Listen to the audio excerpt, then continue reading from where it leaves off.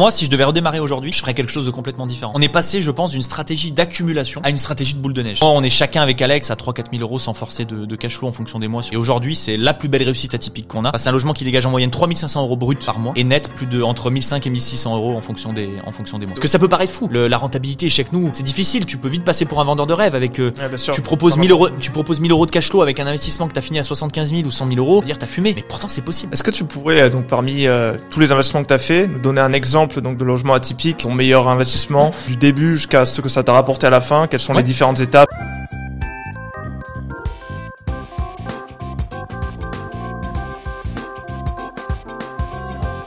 Hello à tous et bienvenue dans ce nouvel épisode Finance 360. J'espère que vous allez tous bien. Je suis ravi de vous accueillir aujourd'hui en compagnie d'Anthony. Bienvenue. Salut Thomas.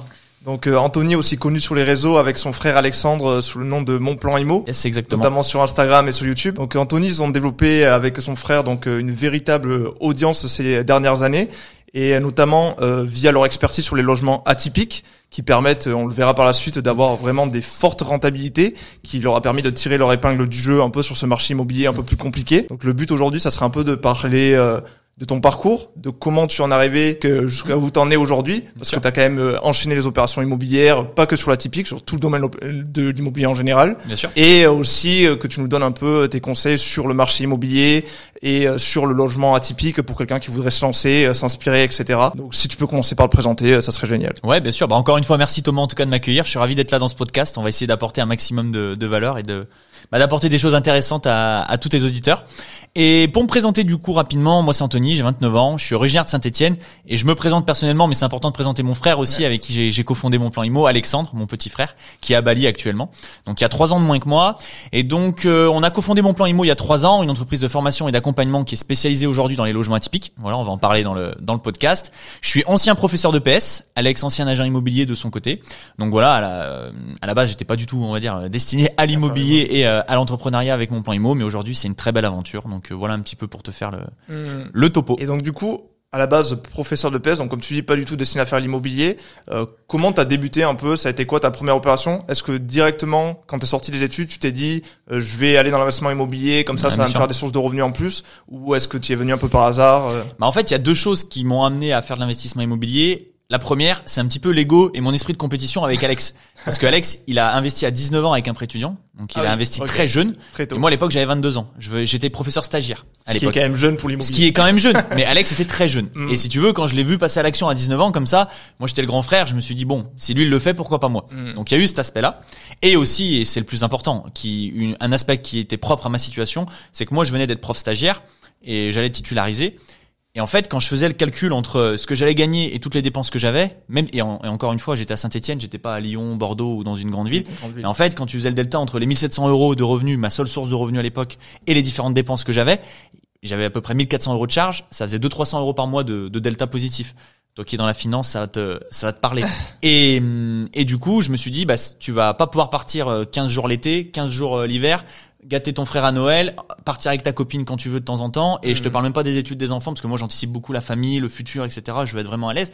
Donc en fait, même si je le savais pendant mes études, tu vois, parce qu'en gros, quand tu t'engages en STAPS, moi j'ai fait fac de sport, et que tu sais que tu veux être prof, tu sais combien tu vas gagner, c'est carré toute ta vie. Mais il y a une différence entre la théorie et ce que tu vis, vraiment. Et moi je pense que quand je l'ai vécu, je me suis dit, on va avoir un problème.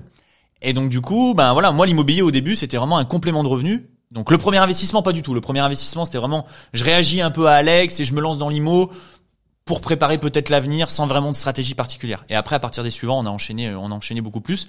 Mais voilà, moi, c'est venu d'un besoin d'avoir des compléments de revenus dans un premier temps, avant que ça devienne une passion et qu'on enchaîne sur différents projets. Donc naturellement, avec Alexandre, vous êtes dirigé vers l'immobilier dans un premier temps. Est-ce que vous avez exploré d'autres options au début? Et donc le premier investissement, c'est peut-être bien d'en parler parce que c'est vrai qu'on n'en parle pas souvent. C'était des tout petits produits.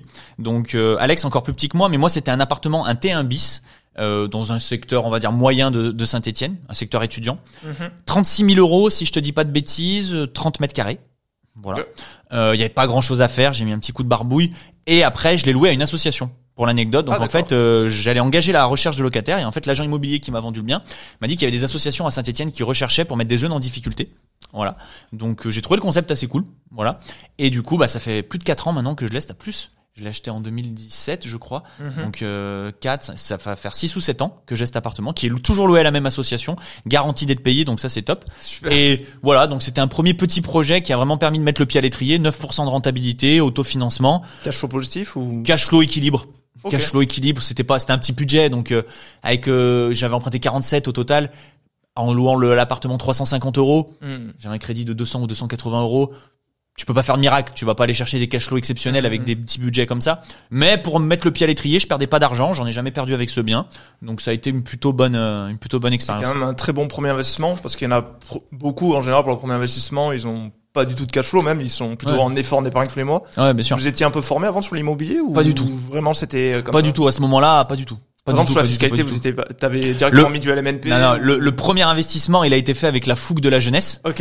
Il a vraiment été fait avec la fougue de la jeunesse. Et ensuite, les suivants, on a lu beaucoup de livres, assisté à beaucoup de conférences, on a fait des formations, on a essayé pour beaucoup de YouTube, beaucoup de contenu gratuit pour essayer d'acquérir des connaissances et de se lancer, quoi. Mais ce qui a vraiment fait la diff, c'est qu'on a été un petit peu dans la théorie, mais beaucoup dans la pratique. Beaucoup sur le terrain, on a tout de suite foncé très vite pendant cette période, et donc c'est ce qui a permis l'enchaînement de tout ça, quoi. Et vous avez surfé un peu justement comme on disait juste avant le podcast sur les taux un peu bas qui ont permis vraiment de c'est ça. En fait on est tombé dans un contexte où à la fois on était à Saint-Étienne, voilà, une ville quand même attractive pour aller chercher des bonnes rentabilités et des prix qui sont assez bas, et une période, j'aime bien le dire, d'Eldorado bancaire, avec des taux très faibles, et on avait en plus de tout ça, triptyque gagnant, des bonnes situations. Alex était agent immobilier, il commençait à bien gagner sa vie. Ah, et toi fonctionnaire. Et moi fonctionnaire, prof de PS, donc hyper stable. Donc en fait, le combo de tout ça, on a dit c'est bon, c'est maintenant ou jamais, il faut pas tergiverser. Puis pareil, t'es motivé. Moi je l'ai pas perdu ça aujourd'hui, parce que maintenant je l'aide sur le versant de mon plan IMO, mais j'avais envie de croquer le monde, quoi. À l'époque, on a vraiment voulu enchaîner, on a fait énormément de projets, je sentais vraiment que c'était maintenant ou jamais, que j'avais l'énergie pour qu'il fallait y aller, quoi. Et chacun de votre côté, ou vous avez aussi investi ensemble dès le début? Les deux. On a fait les deux. Nous, on a une grosse dynamique familiale chez les Ducreux, parce que on en a chacun de notre côté avec Alex. On en a en commun aujourd'hui. On en a également des projets avec notre père, et des projets aussi avec toute la famille, avec notre mère et notre petite sœur. Donc il y a un peu de tout. Tu vois, je trouve que c'est bien d'en avoir chacun de notre côté, parce que chacun son cash flow, chacun ses projets, et c'est bien, tu vois. Et puis après, on a mutualisé les forces sur certains projets, donc on a fait un peu de tout. C'était quoi l'objectif au début? Tu t'es dit, je vais enchaîner les opérations jusqu'à que j'arrive à un certain montant? Ouais, au tout début, complément de revenus.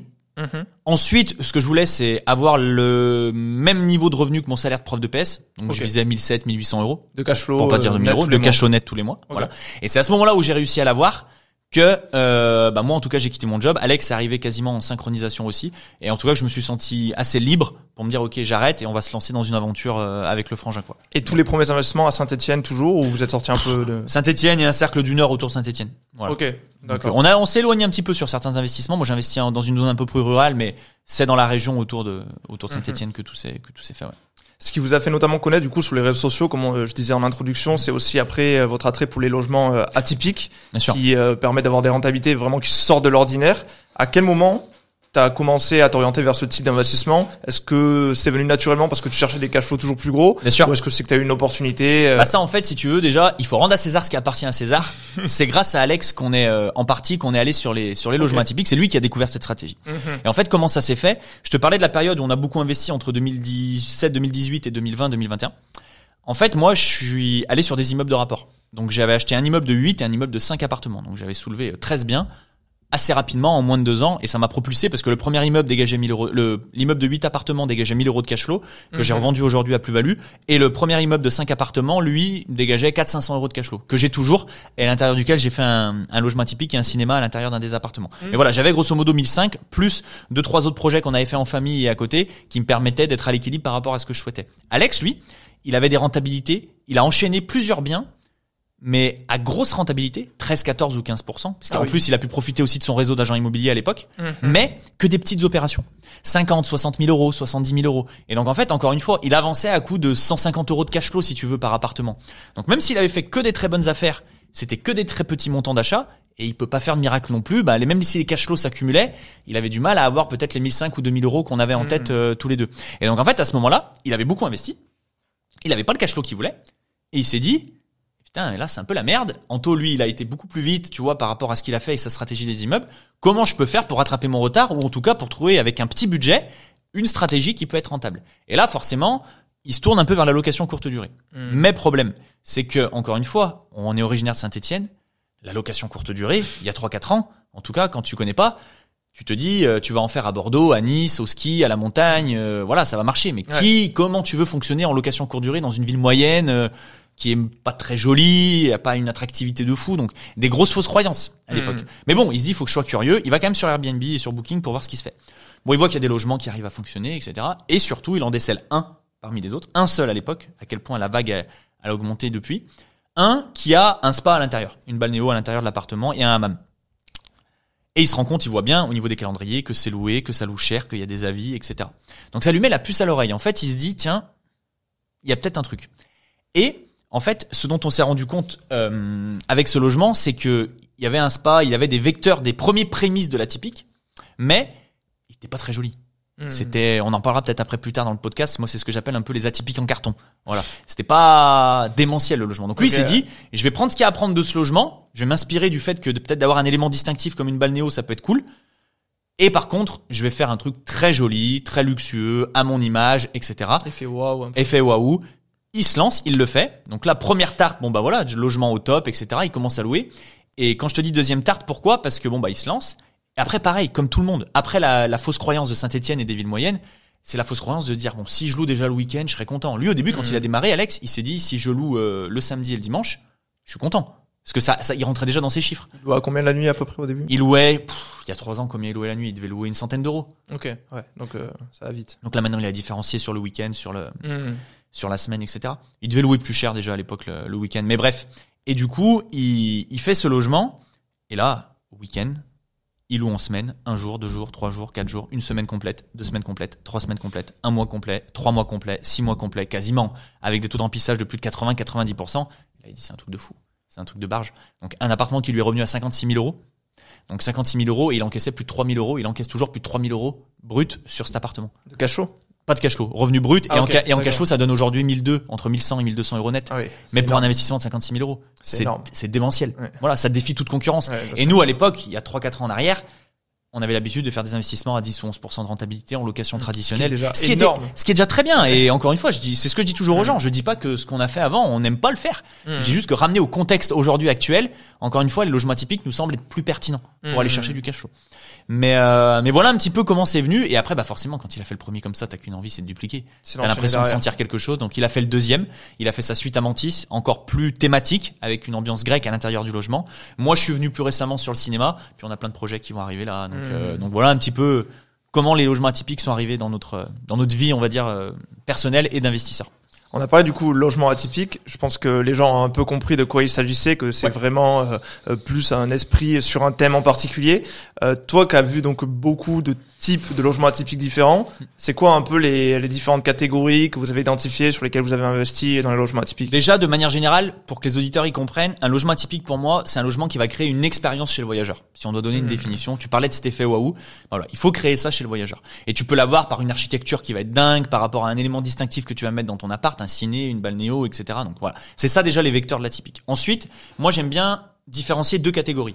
L'atypique d'un côté, et donc là c'est-à-dire les chambres thématiques. Une love room, une jungle room, une cinéma room, une chambre sur la thématique d'un film, ou voilà. Tu vas mettre un thème à l'intérieur d'un appartement pour créer une expérience louée plus cher et plus souvent. Ça, pour moi, c'est une catégorie. Aujourd'hui, la thématique la plus connue, c'est clairement la love room, la suite pour les couples. Même si on n'aime pas trop ce nom-là avec Alex, c'est plus pour que les gens comprennent. Parce que t'as la love room un peu kitsch aussi avec pétales de rose, ce genre de choses. Nous, on n'aime pas trop. On aime plus parler de suite de luxe avec des vraies atmosphères qualitatives. Ok, d'accord. Mais voilà. Ça, c'est le monde de l'atypique.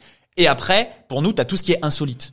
Cabane, bulle nature, houseboat, yurt, tipi. Tous ces logements-là. Donc là, c'est plus, on va dire, orienté nature, mais qui font partie pour nous un peu de ce monde de l'atypique. En tout cas, c'est de ça dont on parle avec Alex au quotidien aujourd'hui, sur les réseaux, avec les membres de notre communauté, etc. quoi.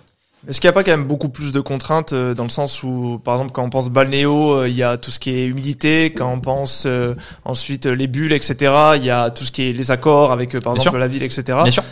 Donc, est-ce que c'est pas au final un peu plus des projets entrepreneuriaux que des investissements? On est à la frontière. On est à la frontière. La LCD et encore plus la LCD atypique, on est à la frontière entre l'entrepreneuriat et le business et l'immobilier. Et de toute façon, tu dégages des revenus si tu le fais bien tellement puissant que c'est normal que ce soit assimilé à de l'entrepreneuriat un petit peu. Parce qu'aujourd'hui, réussir à dégager 1000 ou 1500 euros, si t'en fais 2, ça fait quand même 2500 ou 3000 euros. Tu en vis, clairement. Donc, c'est normal que ce soit à la frontière. Donc, pour moi, c'est à cheval entre les deux. T'es dans l'immobilier, mais t'es aussi dans l'entrepreneuriat. Et après, pour répondre aussi à ta question, on n'est pas dans le monde des bisounours avec Alex. Bien sûr qu'il y a des contraintes. Les logements atypiques, faut pas les faire, encore une fois, n'importe où, n'importe comment, avec aucune stratégie, aucune connaissance. Je prêche pour ma paroisse, mais je le pense vraiment. Voilà, c'est un vrai monde à l'intérieur de l'immobilier qu'il faut maîtriser avec plein d'éléments, sinon tu peux vite te casser la gueule aussi, quoi. Donc bien sûr, il y a des contraintes réglementaires, il y a des contraintes sur les appartements en fonction de ta thématique. C'est beaucoup plus difficile de mettre en place un cinéma dans un appart que de mettre un parquet au sol classique dans un appart traditionnel. Donc bien sûr, il faut maîtriser certains aspects pour être sûr de pas se tromper. Il y a un autre aspect qui a pu peut-être interpeller des gens au début quand tu racontais un peu le début dans l'immobilier, c'est que tu as dit que du coup tu as vite enchaîné les opérations, etc. Mais est-ce qu'il n'y a pas un moment où tu es arrivé à ton taux d'endettement maximal? Comment tu as fait ensuite pour pouvoir enchaîner sur d'autres projets? Est-ce que c'est parce que tes autres opérations t'ont rapporté suffisamment de cash flow pour couvrir et que la banque te suivait constamment? Ou est-ce que tu as dû changer de banque, aller sur d'autres structures? Ouais, bien sûr. Il y a un peu de tout. Déjà, nous, la grosse période pendant laquelle on a investi dans beaucoup de biens immobiliers, même si on continue bien sûr à investir aujourd'hui, mais tu vas comprendre la différence. On est tombé dans la période où les banques calculaient encore en différentiel au niveau des méthodes de calcul. Donc en fait, au plus tu avais des investissements rentables, entre guillemets, au plus tu pouvais emprunter parce que c'était rajouté à tes revenus positivement. Donc en fait, pendant cette phase-là, moi j'ai pu enchaîner par exemple mes 2 immeubles et j'ai mis que 10 000 euros d'apport réunis sur les 2 immeubles. Okay. Donc alors que c'était un immeuble de 230 et un immeuble de 140. Donc presque 4 ou 500 000 euros pour 10 000 euros d'apport. Donc c'était exceptionnel à l'époque. Donc on est tombé dans une période où oui, on a pu enchaîner, voilà, sans être trop bloqué. Et ensuite a eu la phase de création de mon plan IMO et de l'entreprise où là on a levé un petit peu le pied sur les investissements pendant peut-être un an et demi. Et ensuite, mon plan IMO a commencé à bien prendre aussi, là, depuis un an et demi, certainement date à laquelle aussi tu nous as connus. Et là, maintenant, on a aussi des revenus via mon plan IMO qui permettent d'être solide au niveau des banques et de continuer les investissements. Donc, il y a eu la période d'Eldorado bancaire qui nous a beaucoup aidé au début pour enchaîner. Et aujourd'hui, voilà, le fait de travailler dur aussi au quotidien on a à la fois l'expérience IMO. Aujourd'hui, les banques, c'est beaucoup plus facile aussi parce qu'on a plusieurs projets qui ont fonctionné en France et à l'étranger. Donc, crédibilité, voilà, importante, plus des revenus qui sont conséquents, plus forcément de l'épargne. Il y a eu des plus-values, on peut mettre de l'apport aussi. Donc, voilà, le contexte aujourd'hui est un peu plus facile. T'as dit en France, à l'étranger, parce que vous avez aussi investi à l'étranger? Ouais, on a fait des investissements en France et on a investi à l'étranger sur 2 biens, bientôt 3. J'en ai parlé hier justement sur les réseaux. Bali et les États-Unis. On a fait construire une villa à Bali et on avait une maison aux États-Unis qu'on a revendue. États-Unis, d'accord. Ouais, c'est la première fois que c'est sur vers Canada. C'est pas le plus beau de nos investissements, pardon. C'est ce que je dis toujours. À l'étranger, on en a fait 2. Bali, ça a très bien fonctionné, ça fonctionne toujours et on en est très content. Les États-Unis, on l'a revendu parce que c'était un nid en merde. On a fait énormément d'erreurs dessus.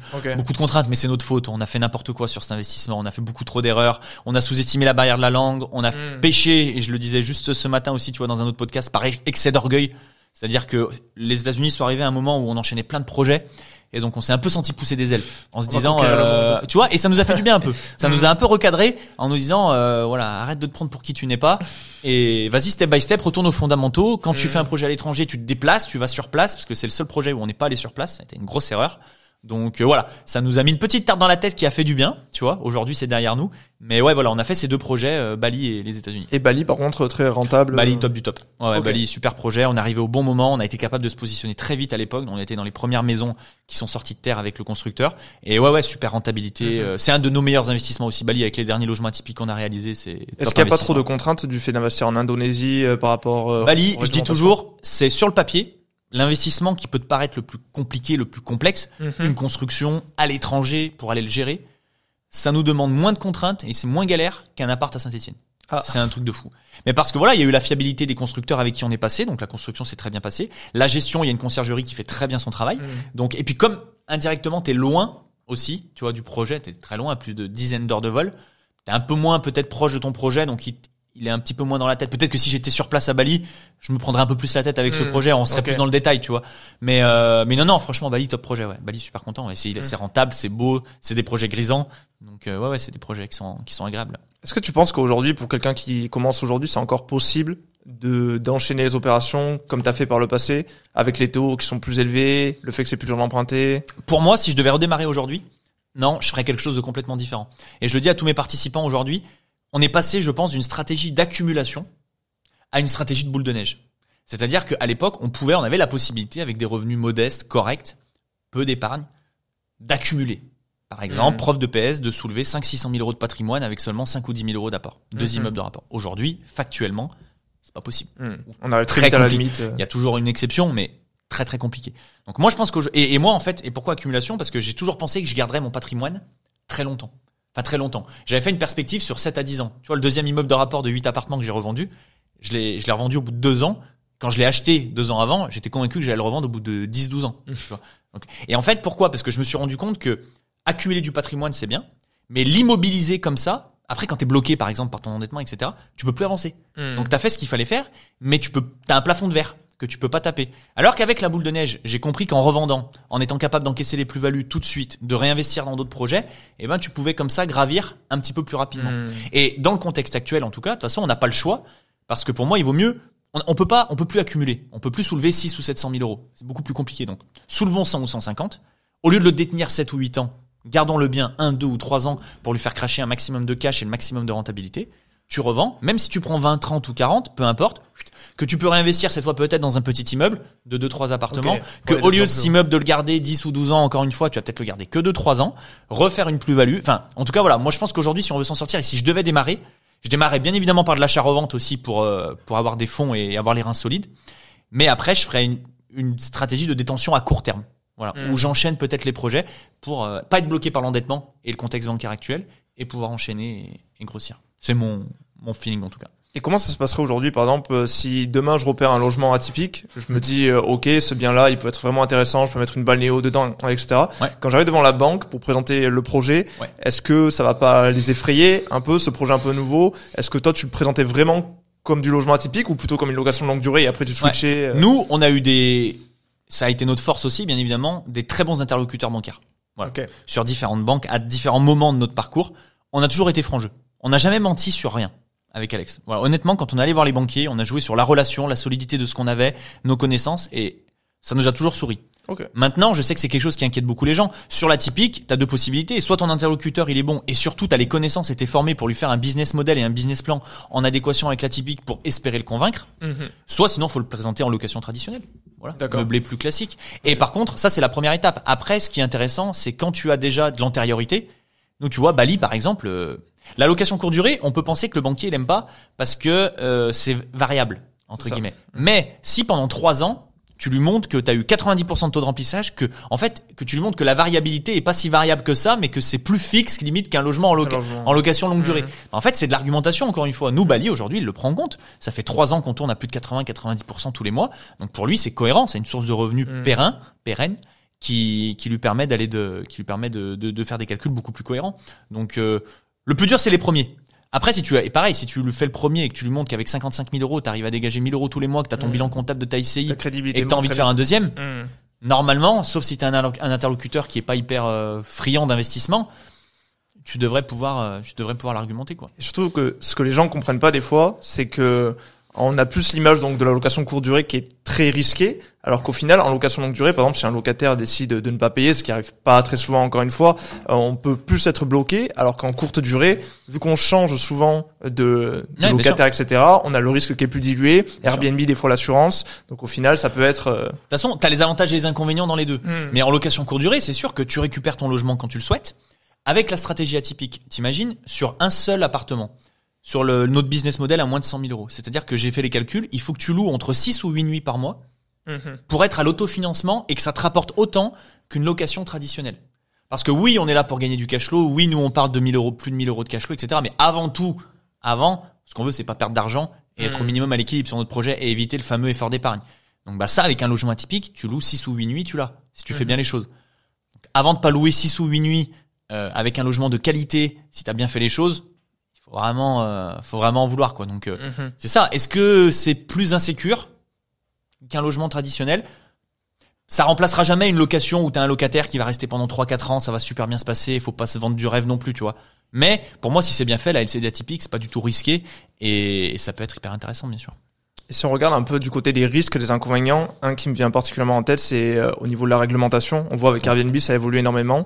Par exemple, le LMNP, maintenant, sur la revente, il y a tout ce qui est réintégration des amortissements, toutes les choses comme ça. Est-ce que tu penses que c'est quelque chose qui peut jouer vraiment en défaveur du marché de l'atypique dans les années à venir? Pour moi, pas du tout. Pour moi, pas du tout. Je suis hyper tranché là-dessus et je le pense vraiment. Aujourd'hui, il y a 2 grosses contraintes qui font peur à tous les investisseurs quand on parle de location courte durée. La fiscalité et la réglementation, l'aspect juridique. Pour parler du premier, sur la réglementation, sur quoi on tape aujourd'hui? Sur les grandes villes. Lyon, Paris, Marseille, Bordeaux. Pourquoi? Parce que ce sont des villes dans lesquelles il y a des tensions locatives qui sont extrêmes. Tu mets un appart en location à Lyon ou à Bordeaux, le lendemain, tu as 150 dossiers pour l'appartement. C'est extrême. Donc forcément, c'est normal, c'est binaire. Si toi tu fais du Airbnb dans ces zones-là, on va te dire c'est compliqué. Et on va te mettre des bâtons dans les roues. Et c'est ce qui se passe. Mais dans les villes de moins de 200 000 habitants, Saint-Étienne, Mulhouse, Clermont, Roubaix, t'en as partout en France des villes comme ça. En périphérie de ces grandes villes. Saint-Étienne est le bon exemple avec Lyon. T'as pas du tout ces contraintes. Les mairies, elles sont pas du tout dans la même tension. Au contraire, t'as même des taux de vacances locatives dans ces régions-là. Donc en fait, c'est l'inverse. Ces communes sont contentes que t'aies de l'atypique parce que ça amène de l'attractivité dans un secteur qui n'en a pas forcément. Et du coup, les gens peuvent faire le chemin inverse. C'est-à-dire qu'au lieu d'aller de Saint-Étienne à Lyon parce que Lyon est plus attractif, tu peux avoir des Lyonnais qui viennent à Saint-Étienne parce que t'as une suite Mykonos, parce que t'as une suite avec un cinéma privatif, etc. Donc en fait, t'amènes de l'attractivité. Donc déjà, au niveau réglementaire, si t'investis dans les bonnes zones et dans les villes moyennes, moi je suis convaincu qu'en 2024 et dans les années à venir, on sera pas embêté. Donc c'est une question, voilà, encore une fois, faut pas le faire n'importe comment, n'importe où, mais si tu le fais correctement, ça fera très bien l'affaire, quoi. Donc il y a cet aspect réglementaire sur lequel moi je suis hyper aligné avec ça. Et ensuite la fiscalité. Aujourd'hui, la fiscalité, tout le monde en fait un film. Ils ont supprimé l'abattement de 71%. Ok, c'est un fait. On va passer à 30% sur un régime sur les logements qui étaient classés, l'abattement de 71% qui passe à 30% sur le micro. Mais ça, nous déjà, c'est un régime qu'on n'utilisait pas du tout avec Alex, parce que ça fait un moment qu'il est sur la sellette. C'est-à-dire que là, c'est aujourd'hui que ça s'est concrétisé avec tout ce qui est arrivé récemment, mais ça fait un moment que c'était sur la sellette. Donc moi, je le conseillais ni à nos participants, et nous, on n'a jamais été dans ce régime. Et factuellement, on n'est pas obligé d'être dans ce régime pour générer du cash flow et obtenir des rentabilités. Aujourd'hui, tu as des alternatives. Tu parlais du LMNP. LMP, SCIS, société commerciale, ce sont toutes des structures qui peuvent te permettre d'être rentable en location courte durée atypique sans aucun problème et avec beaucoup plus de stabilité. Et quant aux réintégrations des amortissements et cette suppression sur le LMNP, ça concerne la revente. Encore une fois, on t'enlève une part du gâteau.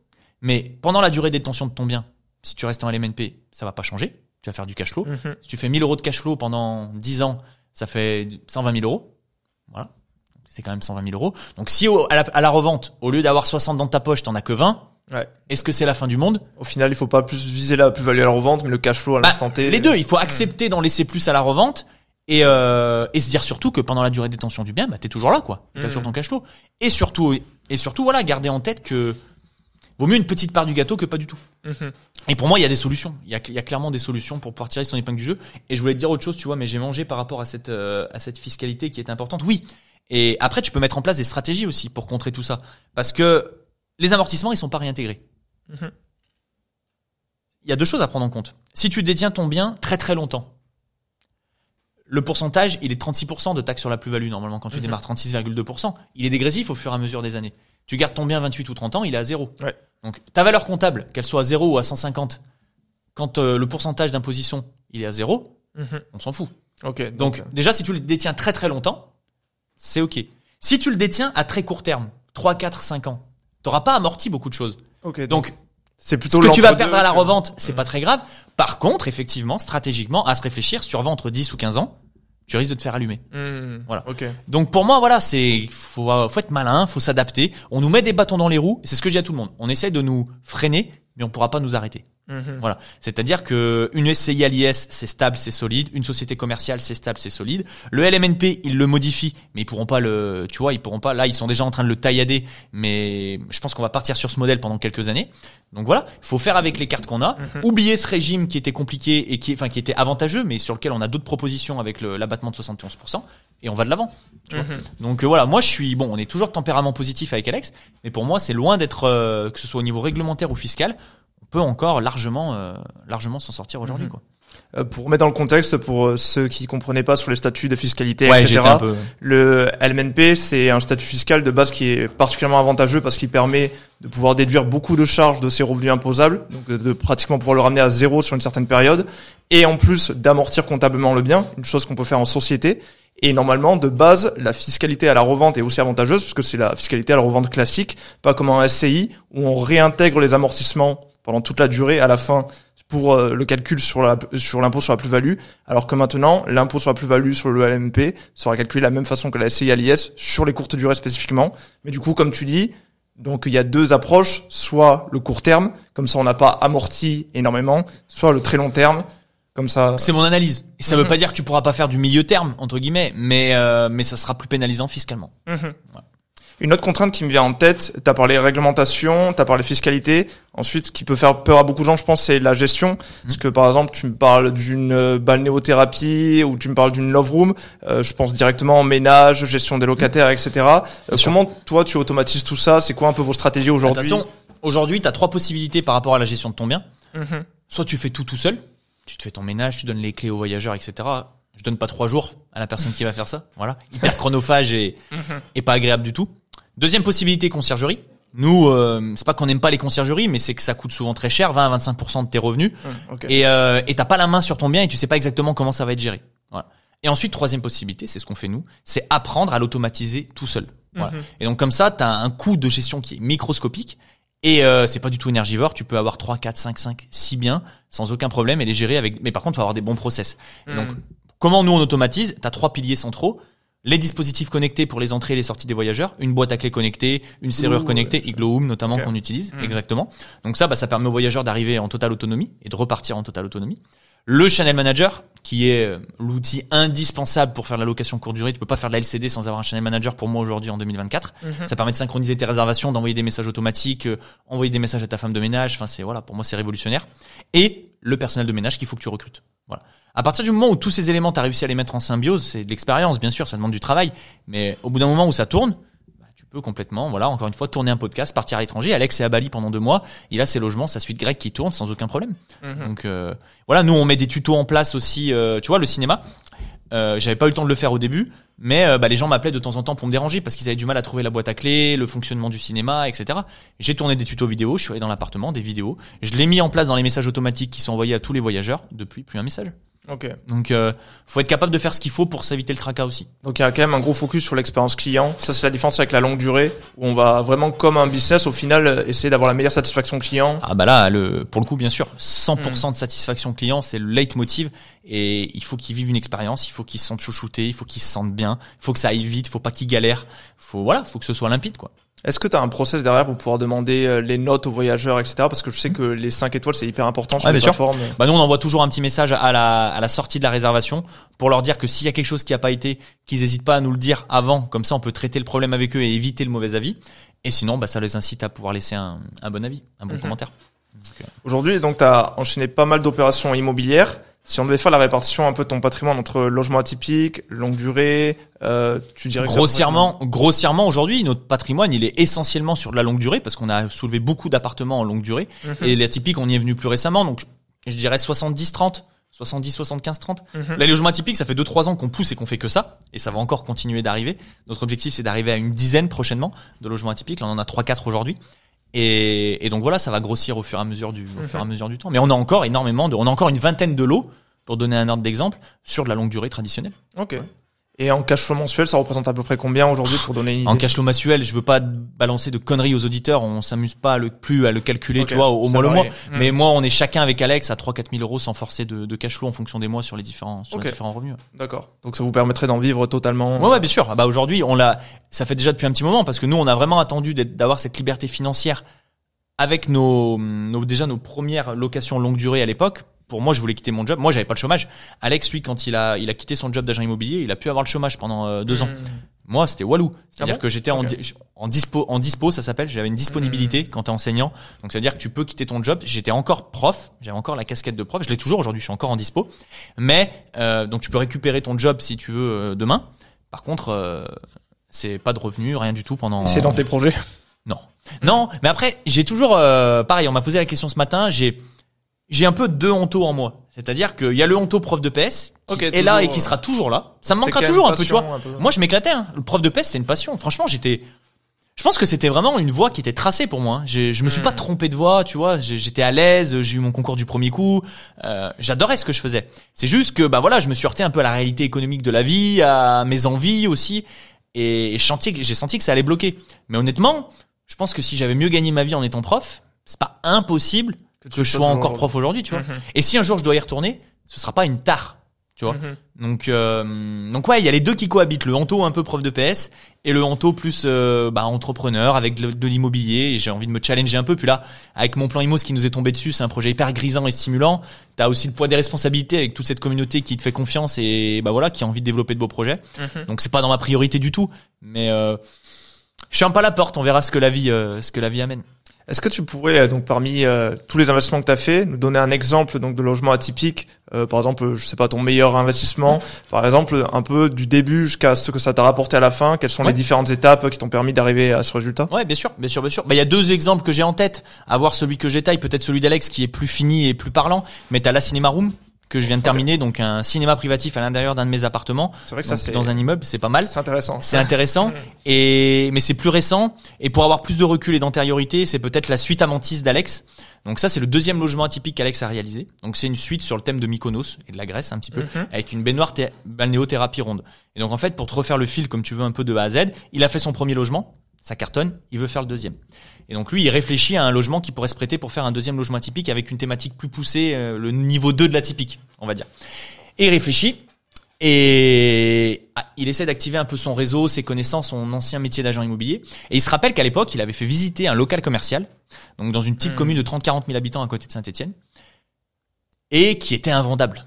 Ce truc, il l'avait fait visiter, personne n'en voulait, c'était encore à la vente, personne n'en voulait. Et il se dit, c'était au rez-de-chaussée, avec une contre-marche, ça faisait comme un sous-sol un petit peu où tu descends pour l'espace chambre, etc. Donc, il réfléchit, il se dit, ça peut le faire. Pour de l'atypique, ça peut être hyper intéressant. Il rappelle les proprios. C'était toujours pas vendu, bien évidemment. Personne n'en voulait. Lui, il a fait l'affaire. Il a acheté, si je te dis pas de bêtises, 46 000 euros, je dirais. 46, je suis pas à l'euro près, mais aux alentours des 46 000 euros. Il finit le projet à 74. Donc, travaux, frais de notaire, tout compris. Projet fini, 74 000 euros. Il fait les travaux. Et réalise sa suite grecque Mykonos. Et aujourd'hui, c'est la plus belle réussite atypique qu'on a et qu'il a. C'est un logement qui dégage en moyenne 3 500 euros brut par mois. 3 500 euros. Et net, entre 1 500 et 1 600 euros en fonction des mois. Voilà, tout compris, net d'impôts avec. Combien la nuit, en moyenne? Là, le week-end, t'es entre 150 et 180 euros. Et la semaine, 100, 130 euros. Ok. Voilà. Donc, tarif élevé. Et Alex, il a fait, c'est sur l'année 2023, je crois. 95 ou 97% de taux de remplissage. Donc c'est hallucinant, c'est-à-dire que de septembre à septembre, tous les jours de l'année, il y avait un voyageur, quasiment. Voilà, à part à la marge. Donc c'est dans une commune de 30 ou 40 000 habitants. Donc c'est un truc. T'as dit que c'était un local commercial à la base qui a transformé en. Il a transformé en habitation. Exactement. Ok, d'accord. Exactement. Et tu vois, sur la Cinema Room, pour le deuxième exemple, moi c'est un logement dans lequel j'ai mis. En fait, j'ai un immeuble de 5 appartes. Au rez-de-chaussée, j'avais un appart de 25 mètres carrés qui s'est libéré. Okay. Le locataire était là depuis, 30 ans. J'avais même pas visité l'appartement quand j'ai acheté l'immeuble parce que le mec était pas là, il était jamais là. Donc, du coup, je découvre cet appartement de 25 mètres carrés avec une terrasse. Forcément, on est en plein dans l'atypique. Je me dis, il faut absolument que je fasse un atypique. Et j'avais envie de me démarquer, d'aller sur autre chose que de la love room, de la balnéo. J'avais envie de sortir des sentiers battus, de me challenger et d'aller chercher un autre concept, tu vois. Donc j'ai pas mal réfléchi, etc. Bref, j'arrive au cinéma privatif haut de gamme où je me dis je vais faire un truc comme chez Pathé ou chez Gaumont quoi, avec des enceintes au plafond, avec du tissu sur les murs, de l'acoustique de dingue, un écran exceptionnel. C'est pas juste tu vois j'ai tiré une toile tendue et j'ai mis un vidéoprojecteur. Ça doit vraiment marcher ça je pense. Franchement j'adore. Je me suis régalé à faire ce projet et hyper prometteur. Et donc pour donner un terme de chiffre, 50 000 euros de budget, travaux 50-55 pour tout rénover, vraiment du haut de gamme. Et le prix d'achat, tu vois, c'est dans l'immeuble, donc c'est difficile à dire, mais c'est un appart qui valait 30 ou 40 000 euros, tu vois, si je l'avais détaché. Donc on peut dire qu'on est vraiment dans les moins de 100 000 euros de projet type, comme on fait avec Alex. C'est un projet que tu finis à 85-90 000 euros. Et sur le mois de décembre et sur le mois de janvier, j'ai fait entre 2300 et 2600 euros de revenus bruts sur les 2 premiers mois. Donc plus de 70% de taux de remplissage, hyper encourageant. Entre 800 et 1000 euros de cash flow. Il y a encore plein de choses que je peux faire pour améliorer, que j'ai pas encore fait.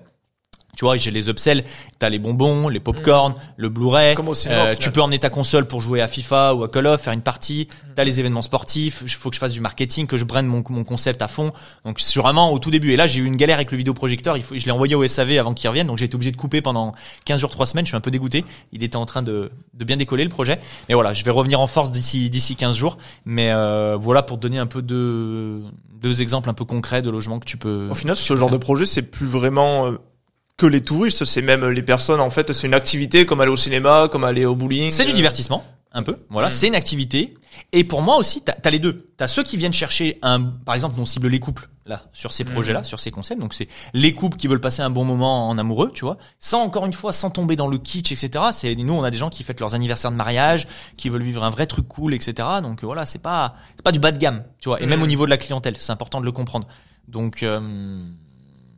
Donc ouais, voilà, l'expérience. Et ce que je voulais te dire aussi, c'est que t'as des voyageurs lambda, c'est-à-dire que t'as ceux qui veulent l'expérience, mais tu as aussi des personnes, quand tu vois un voyageur classique qui avait prévu d'aller au BNB par exemple de Saint-Étienne, ou peu importe les Kyriades, les chaînes d'hôtels, etc., où tu vas payer 100 € la nuit pour un niveau de prestation qui est, d'après moi, souvent loin d'être exceptionnel. Et ben, à choisir entre 100 € le Kyriade avec des notes de merde et 120 € la nuit la cinéma room. Même si t'avais pas prévu au début, tu voulais pas aller dans un cinéma, t'en foutais, tu voulais juste une nuit dans un hôtel pour aller à Saint-Étienne. À choisir, la plupart des gens, souvent, ils se disent, je me laisse tenter. Tu vois, pour 10 ou 20 € de plus, ou 20, 30 € de plus, parfois, pas tout le temps, mais on se dit, ça reste des appartements, et puis, t'as cuisine, salle de bain, peut-être un extérieur, une terrasse, des services que t'as pas forcément aussi dans les hôtels.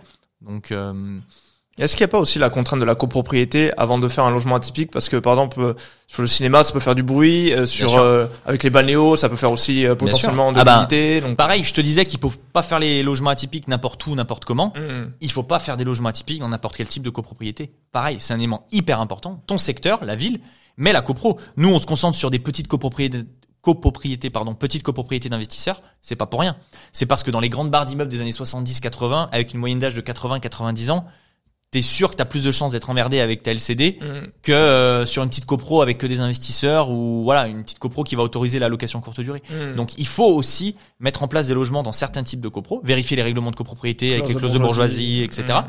Et surtout adapter les travaux de ton appartement. Quand tu fais une love room, tu lésines pas sur l'isolation. Voilà, tu isoles correctement. Moi, le cinéma, c'est une acoustique de malade. Moi, la pièce de cinéma m'a coûté 30 000 €, juste une pièce de 12 mètres carrés. Parce que j'ai mis du matériel de dingue, et parce que justement, c'est bien beau de faire du cinéma, mais si tu réveilles les voisins au-dessus et les voisins à droite, moi, c'était ma grosse crainte. Tu vois, moi, mon gros focus, je l'ai mis là-dessus. C'est mon immeuble en plus. Donc, si je fais un cinéma à 50 000 €, mais que celui de droite, quand je mets le son, il entend tout, j'ai perdu 50 000 €. Donc, c'était un gros challenge. Gros challenge. Et là, moi, la personne qui a fait le cinéma, je lui ai dit, je vous préviens, bon, c'est hyper important. En plus, c'est un vieil immeuble, plancher bois, c'est pas... Donc, t'as fait un vrai truc de professionnel, donc, t'as pas mis juste un grand... Moi, j'ai fait venir quelqu'un qui fait c'est son boulot. Il construit des cinémas privatifs. Ah, ok. Donc voilà, il fait que ça. De base, plutôt pour les personnes fortunées. Bah ouais, okay. J'ai bien compris qu'au début, j'ai eu beaucoup de mal à trouver un prestataire pour le cinéma, parce que je me suis bien rendu compte que j'intéressais personne. Moi, même si j'ai mis un gros budget dans le cinéma, je suis un petit investisseur de Saint-Étienne. Eux, ils font des villas de footballeurs avec des espèces de cinéma à 200 000 € au sous-sol, ou des acteurs, etc. Donc, c'est des budgets de fou. Moi, je suis pas du tout un pro, et je le suis toujours pas. Mais l'audio, l'acoustique, le son, l'image, c'est des métiers, c'est des branches qui, on s'en rend pas compte, mais ça coûte très cher. Très cher. C'est très compliqué. Donc, si tu veux faire de la qualité. Donc, voilà, il a fallu trouver un peu un entre-deux, mais j'ai failli pas trouver quelqu'un qui croyait en le projet, qui m'a... Parce que pour le cinéma, t'as l'aspect du son, mais pour la balnéo, tout ce qui est humidité, comment... Ouais, ça, pareil, il y a, la ventilation de la pièce qui est primordiale, bien évidemment, soit qu'elle soit naturelle, ou alors avec des humidificateurs. Hyper important. Nous, la plupart du temps, on met des déshumidificateurs. Ça permet d'alléger, c'est toujours ça de prix. Et voilà, donc il y a la configuration de ta pièce, l'aération, les VMC, des humidificateurs. Tu peux mettre en place plein de choses pour limiter l'humidité. Et à chaque fois, la personne en charge du ménage vient changer l'eau. Ouais, tu mets des process. Et la balnéo, t'as pas besoin de changer l'eau. C'est le gros avantage. C'est que c'est une baignoire. En fait, si tu veux, t'as la balnéothérapie et le jacuzzi. Chacun et chacune ont leurs avantages et leurs inconvénients. Le jacuzzi, c'est de l'eau stagnante. Donc là, c'est plus du chlore, c'est plus assimilé à une piscine, une petite piscine. Une balnéo, c'est une baignoire. Tu remplis, tu vides. Donc pour l'entretien, c'est beaucoup hyper pratique. Ah oui. Beaucoup plus pratique. Donc ouais, voilà. Après, est-ce qu'il y avait pas d'autres concepts? Par exemple, j'avais entendu parler une fois tout ce qui est Jungle Room, Ouais. ou vraiment tout ce qui est thématique fort. Bah t'en as plein, voilà, t'as les suites de luxe avec balnéo, jacuzzi, les cinéma rooms, les jungle, ça c'est les plus répandus. Enfin en tout cas le cinéma ça va commencer à arriver avec moi je pense. T'as des escape rooms. Nous on a un participant du programme qui se lance dans un escape game immersif à l'intérieur de l'appartement. Donc ça va être un sacré concept. On a un participant qui a fait une black room aussi, Marius au Havre. Donc je lui fais une petite dédicace et il explose tout au niveau des chiffres. C'est une suite un peu ambiance 50 nuances degrés. Donc mais pareil, hyper classe, hyper luxueux, pas du tout kitsch ou comme les gens peuvent le penser, tu vois. Donc voilà, ça cartonne aussi. Plein de projets comme ça qui arrivent. C'est la créativité. Après, nous on a des chambres, on a pas mal de chambres Galaxy aussi qui arrivent, je crois, chez les participants, tu vois, avec des univers hyper marqués. Donc ouais, voilà, faut laisser parler la créativité aussi, quoi. Et c'est vrai qu'au final, un touriste, quand il vient dans une ville, à la base, il pouvait se dire juste, je vais dormir dans cette ville, pas chercher de l'atypique. Mais au final, il voit 2 Airbnb et il se dit, tiens, celui-là, il y a cette thématique-là, ça peut être marrant, je peux. Bah ça attire l'œil. Tu vois enfin aujourd'hui des logements en LCD traditionnels classiques qui se ressemblent tous. Il y en a plein. Il y en a des milliers. Des milliers. Et en plus, ça fait la guerre des prix en plus. Ils sont tous là à se tirer dans les pattes parce que pour espérer remplir un petit peu, on baisse les prix. Mais voilà, toi t'arrives au milieu de tout ça avec un vrai logement qualitatif, avec un vrai univers. Bah déjà sur la page, entre tous les logements, visuellement, tu vas accrocher ton voyageur. Après, ce qui va aimer la thématique et ce qui va venir, c'est autre chose. Il y a aussi le copywriting de ton annonce, plein de choses. Mais t'attires. T'attires, tu te démarques. Et ensuite, si tu fais bien les choses, en général, t'as des chances de récupérer pas mal de personnes, ouais. Puis il y a thématique et thématique, tu vois. C'est important de comprendre aussi. La suite Mykonos d'Alex, il a mis une thématique Grèce à l'intérieur, mais tu pourrais presque le louer en location longue durée. Tu vois ce que je veux dire? Moi, le cinéma, c'est plus compliqué. J'ai pris un vrai parti pris, je suis sur un atypique pur jus, et voilà. Mais donc les gens, pour se rassurer aussi, t'es pas obligé d'aller dans une suite farfelue avec de la jungle de partout. Tu vois, tu peux faire de l'atypique malin, aussi minimaliste et stratégique. Voilà, pour te démarquer sans faire forcément, sans mettre 30 000 euros dans un cinéma, dans un premier temps, tu vois. Parce que par exemple, aller sur les thématiques vraiment très précises, donc une suite de tel film, la suite Harry Potter, la suite machin, tu penses que c'est quelque chose qui pourrait marcher ou? Ça peut Moi, je pars du principe que si tu fais un concept que tu pousses au maximum, si tu fais pas de l'atypique en carton, si tu te contentes pas de mettre une balnéo dans un appart, un vidéoprojecteur avec une toile tendue, etc., mais que tu vas au bout de ton concept, moi, je pense que ça fonctionnera. Voilà. Ce qui marche pas, c'est quand tu fais pas bien les choses. Donc, et les deux choses clés en atypique, c'est la puissance de ton concept et le management de ton logement. Si t'as les deux, si t'es bon sur les deux, et que t'as pas fait n'importe quoi, bien sûr, sur ton secteur, l'optimisation de ta fiscalité, ton financement, etc., t'as quand même des bonnes cartes en main pour pouvoir réussir, selon moi. Donc, tu penses qu'il y a toujours ce marché dans les prochaines années, il va continuer de se développer, ou est-ce qu'on va arriver à une forme de maturité avec la concurrence qui commence à augmenter? Moi, je suis convaincu à 100% qu'on est au tout début de l'ère de l'atypique.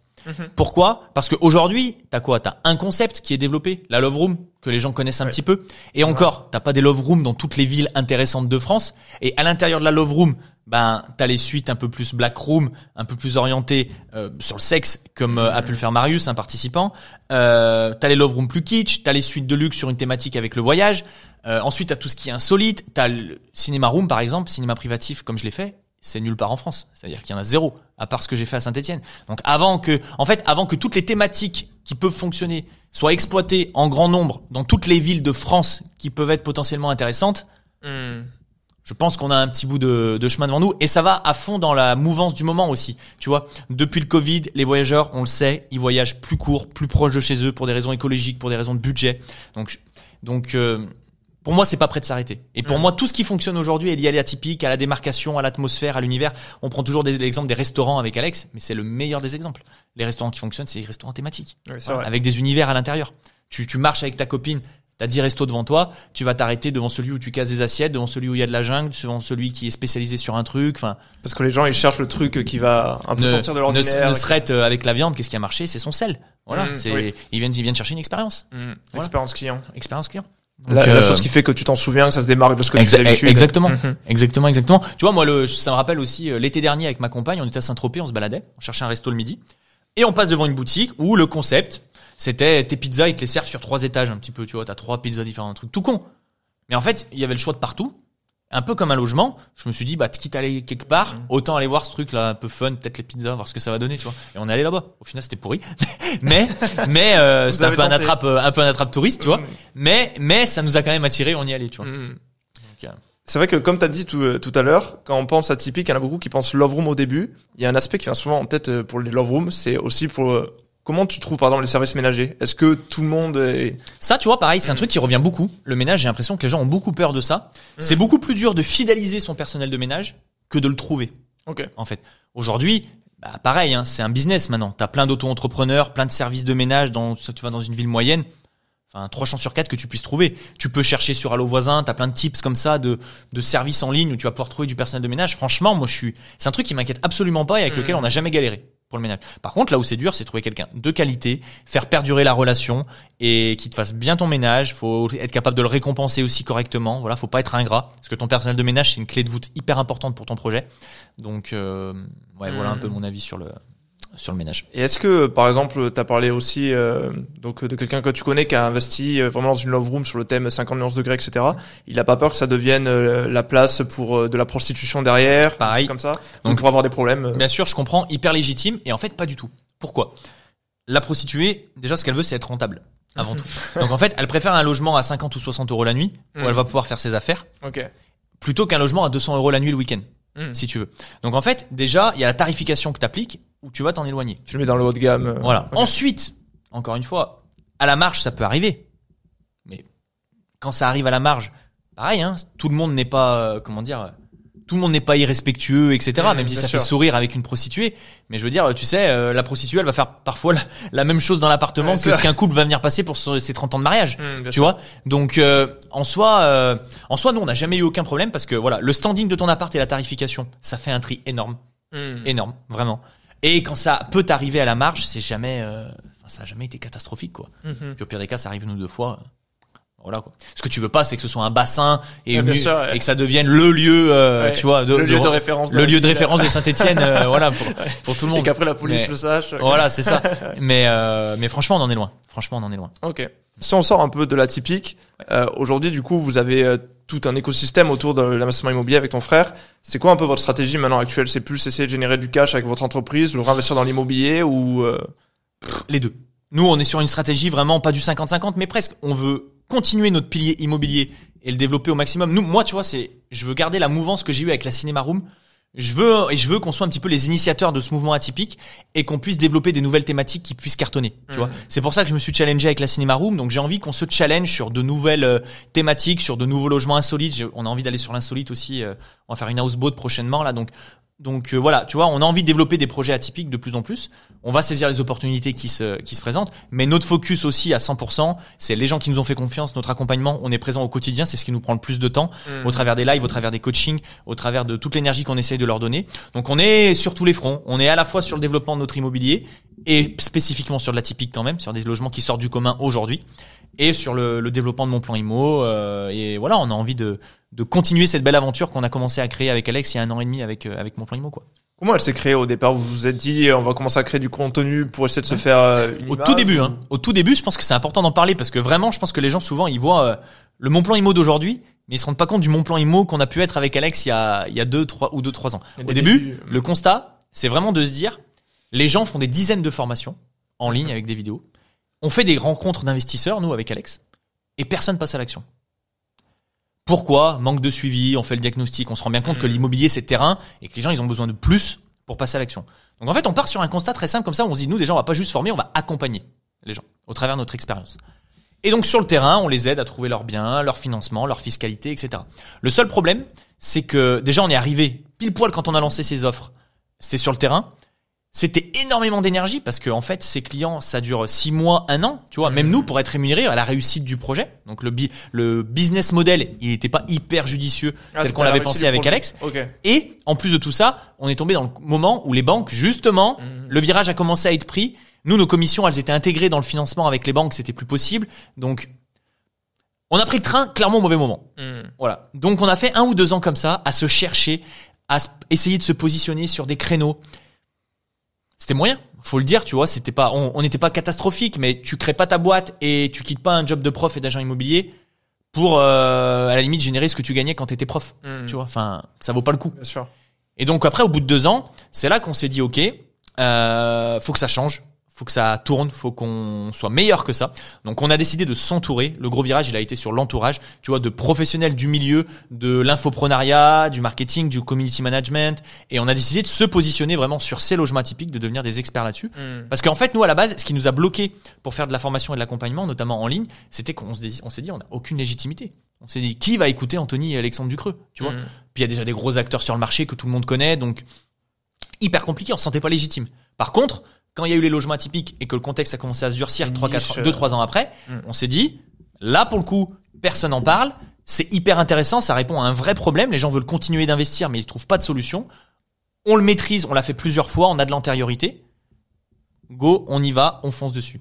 Et là pour le coup, gros engouement, et à partir du moment où tu prends des bonnes décisions, de toute façon c'est toujours la spirale négative. Pendant 2 ans, y a rien qui va, mais tu prends que des mauvaises décisions. Et là, comme par hasard, à partir du moment où on décide de se positionner correctement, on explose sur les réseaux sociaux, les gens nous font confiance, c'est parti, c'est lancé. Et puis après, le product market fit. Donc, ça a été nous, c'est sûr que ça a été game changer. C'est sûr que le positionnement sur ce marché-là, qui nous passionne en plus, a été hyper important. Ça, plus vraiment couplé aux réseaux sociaux aussi. C'est vrai que ça a été assez inattendu. Mais voilà, en une vidéo, ça a boomé. Donc, et après, si tu veux, ça ouvre des portes. C'est-à-dire que ça devient un petit peu plus facile. Tu fais des podcasts un petit peu plus facilement. T'es un peu plus sous le feu des projecteurs. Donc ça t'aide pour développer d'autres projets. Parce que au final, petit à petit, avec la création de contenu, donc ça vous a apporté de plus en plus de visibilité. Comment vous l'avez un peu géré tout ça? Est-ce qu'à chaque fois, toutes vos opérations, vous faisiez exprès de mettre une stratégie bien en place ou? Non, sur la communication, tu veux dire sur les réseaux et les vidéos qu'on peut poster par exemple et le lien avec l'immobilier qu'on a? Non, l'idée c'était de faire un mix de tout. On avait des avant-après qui fonctionnaient très bien. Donc nous en fait, on est hyper ancré sur notre expérience. Et c'est ce qui nous démarque aussi un peu parfois, tu vois. On essaie d'être le plus naturel et le plus spontané possible. Mais surtout, on essaie de montrer qu'on n'est pas là pour rien et que des logements atypiques, on en a fait plusieurs. C'est pour ça qu'on en parle aujourd'hui. Que des immeubles, on en a fait, que de l'achat-revente aussi. Et on les montre. Les avant, les après. On était sur le terrain. Enfin voilà. Le but, c'est de montrer aux gens que on s'est pas improvisé, tu vois, formateur sur des logements atypiques, quoi. On veut leur montrer qu'il y a une vraie expérience. Donc c'est ce qu'on essaie de faire transpirer sur les réseaux et c'est la ligne de conduite qu'on a essayé d'avoir. Donc beaucoup d'avant-après, du contenu informationnel comme tu peux le faire sur n'importe quel domaine, l'immobilier de manière générale, pour éduquer le public. Et puis voilà, un petit cocktail de tout ça, un peu de podcast aussi avec Alex. Donc ça a permis d'alimenter la chaîne et ça continue de l'alimenter, quoi. Mais surtout un réel par jour depuis plus d'1 an et demi aussi. La régularité. Et là où vous tirez votre épingle du jeu, c'est que aujourd'hui avec les taux actuels, c'est vraiment dur d'aller chercher de la rentabilité pour quelqu'un qui veut vraiment du cash flow pur. Et l'atypique, c'est un peu une des seules niches qui reste dans l'immobilier pour aller vraiment chercher les fortes rentabilités. C'est ce que je te disais un petit peu avant le podcast presque. En fait, aujourd'hui, effectivement, pour quelqu'un qui veut, son objectif, c'est de générer des revenus grâce à l'immobilier. Un revenu, qu'est-ce que je te disais tout à l'heure, pertinent, ce que je veux dire, significatif. Voilà, on parle pas de 100 ou 200 euros qui ont pas changé ton quotidien. Mais si tu veux gagner 500, 1000, 1500 euros, c'est factuel. Il y a aucune autre solution. Tu peux rien faire. Tu n'y arriveras pas avec un immeuble de rapport, à moins d'avoir les reins très très solides, de gagner très très bien ta vie. Avant de soulever 3, 4 ou 500 000 euros aujourd'hui, il va falloir s'accrocher. Donc c'est très compliqué. C'est pas que c'est pas bien les immeubles, mais c'est que c'est compliqué à soulever. Colocation. Avant de dégager 1000 euros de cash flow avec une colocation aujourd'hui en 2024, accroche-toi bien aussi. LCD classique, guerre des prix, concurrence, tu peux y arriver, tu peux grignoter un peu, mais ça va te demander beaucoup de temps. Donc, et location traditionnelle, nue ou meublée sur un appart, je t'en parle même pas, 3 fois sur 4, t'es en effort d'épargne sur tes projets aujourd'hui. Donc, on n'a pas le choix. Si on veut générer des revenus, c'est les logements atypiques aujourd'hui. Ça veut pas dire que, voilà, nous, on n'a pas fait que des logements atypiques, mais en 2024, avec le contexte bancaire et économique qu'on traverse, on peut pas fermer les yeux sur cette stratégie si on est investisseur immobilier. Je pense que c'est factuellement impossible. Je pense que les gens mesurent pas l'impact. Parce que ça peut paraître fou. La rentabilité, chez nous, c'est difficile. Tu peux vite passer pour un vendeur de rêve avec, tu proposes 1000 euros de cash flow avec un investissement que t'as fini à 75 000 ou 100 000 euros. On va te dire, t'as fumé. Mais pourtant, c'est possible. Factuellement, tu peux y arriver, quoi. Et partout en France, dans des typologies de villes, etc. Donc, c'est quand même démentiel, quoi, tu vois. C'est vrai qu'il y en a, ils ont du mal à croire, ne serait-ce qu'au cash flow poussif, que c'est possible. Ouais, alors là, ça. Alors là, on peut vite se dire que c'est pas possible. Mais c'est aussi en passant, tu vois, nous, ce qu'on veut, c'est démocratiser tout ça. Ça passe par des podcasts comme les tiens, où il faut, prendre la parole sur ces logements atypiques, que les gens en entendent parler, que les gens se rendent compte que, je dis pas que c'est magique, je dis pas que c'est facile d'y arriver, mais je dis juste que c'est possible si on s'y prend correctement, quoi. En plus, on peut vite se prendre au jeu de l'investissement immobilier actif, petit à petit. Ouais, et puis, c'est des projets stimulants. Franchement, tu vois, moi, des projets, on en a fait des dizaines. Le cinéma, je me suis éclaté. ça rajoute vraiment un côté plaisir à l'investissement immobilier que t'avais pas avant. Côté créatif, côté entrepreneurial. Ouais. Franchement, il y a quelque chose que tu retrouves pas ailleurs. Et il faut que ça convienne à certaines personnes, tu vois.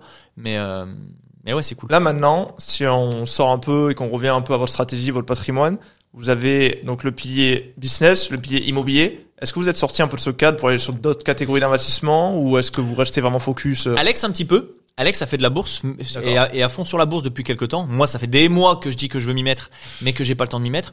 Et non, honnêtement, pas trop. Je te dis, Alex, un peu de bourse, etc. Pour l'instant, non. Parce que honnêtement, on est déjà tellement focus sur IMO, mon plan IMO. Ok. Enfin, sur l'investissement IMO et mon plan IMO, quoi, nos deux gros piliers aujourd'hui, que ça nous prend déjà beaucoup d'énergie, beaucoup de temps, et on veut pas se disperser non plus. On l'a eu fait à une époque, à être de partout et nulle part à la fois. Donc là, on essaie de consolider tout ça déjà. Avant peut-être, mais c'est dans l'idée bien évidemment d'aller taper la prochaine étape sera la bourse, je pense, de manière un peu pour aller chercher des revenus un peu plus passifs. On aura l'occasion, je pense, en plus peut-être d'en discuter. On inversera les rôles et tu pourras nous donner des conseils là-dessus, tu vois, ça sera avec plaisir. Mais oui, on a envie de le faire. C'est une envie. On le fait pas pour l'instant par manque de focus, mais je pense que ça arrivera.